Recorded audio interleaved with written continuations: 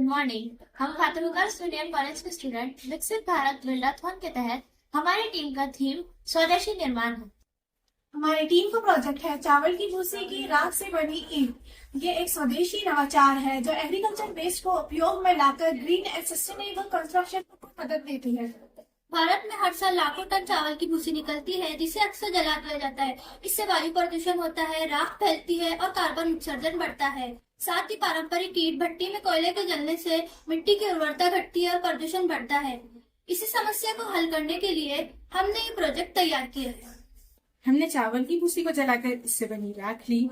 इसमें सीमेंट और रेत को 3:2:1 के रेशो में मिलाया गया।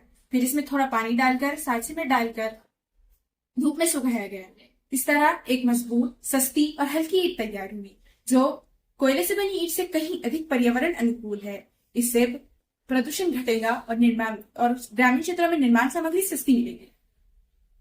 आप इस प्रोटोटाइप मॉडल में देख सकते हैं कि चावल की भूसी को राख बनाया गया, उसे सीमेंट, रेत और चावल की भूसी की राख को मिक्स करके एक सांचे में डाला गया और उससे एक ईंट तैयार हुई।